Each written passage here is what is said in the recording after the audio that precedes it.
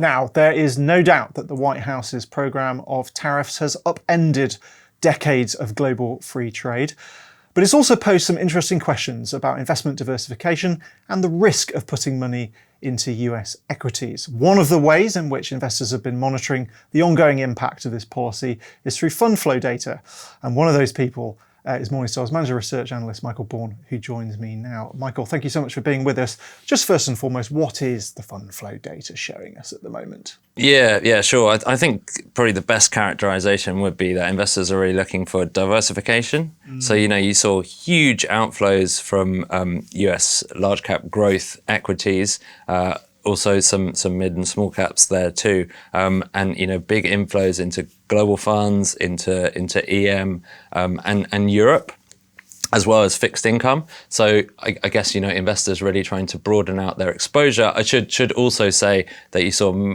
actually the largest inflows into an equity category were in large blend funds. So really, I think you're seeing a rebalancing away from large cap growth stocks in general.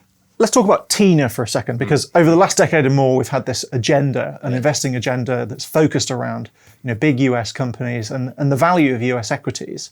And that's been summarized by TINA. There is no alternative. So I have to ask you, as sinister as it sounds, is TINA dead? Is this the end of there is no alternative? Yeah, you could say there are plenty of alternatives. I mean, you just need to look at, I guess, the statistic that European banks over the last 3 years have outperformed US technology stocks out. Not advocating that investors should put all their money into that bet, but whether it's kind of, I guess, green shoots in the European economy, some successful top-down policy in China.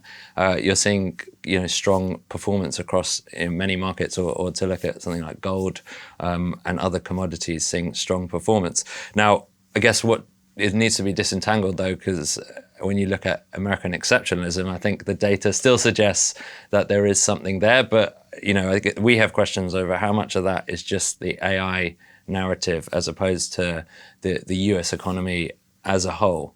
But I do think, looking at the flow data, there are alternatives. That's where investors have been looking over this period. And if you're a professional money manager and you're looking at, the Magnificent Seven specifically, there are some interesting things going on here, aren't there? Our colleague Monica Callie was talking about this on LinkedIn and pointing out some of the ways in which exposure to the Magnificent Seven throughout this period of tumultuous sort of whipsawing in the markets has really affected returns and changed the way that managers need to allocate money.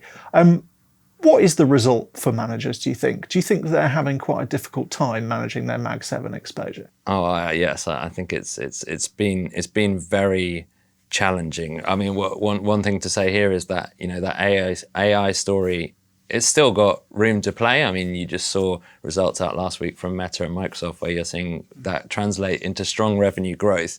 But going forward, I think the consensus is that these massive growth rates are just going to moderate to more normal levels, and then I think we would expect that stock selection is just going to play a much bigger role. All you need to do is look at the year-to-date performance of the individual components of the Magnificent Seven. You can see really quite disparate stories there.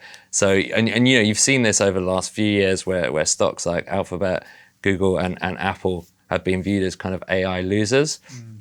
So I guess what does this mean? Because these trends still have room to run. We did some research last year that kind of suggested that you really need to have a market weight or an overweight position in these stocks when you get this kind of market environment that's being led particularly from the top stocks.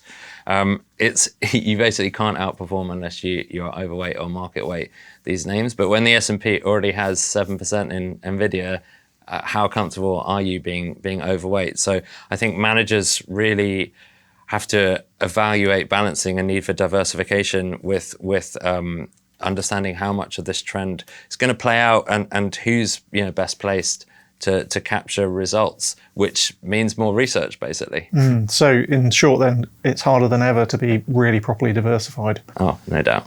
Absolutely. Amazing. Thank you so much, Michael. For more on this unfolding story, do be sure to follow Michael's work as a manager research analyst in our manager research team, but also check out the new morningstar.co.uk website and daily newsletter, which brings you the latest analysis and news on the unfolding tariff situation. Until next time, my thanks to Michael again. I've been Ollie Smith for Morningstar.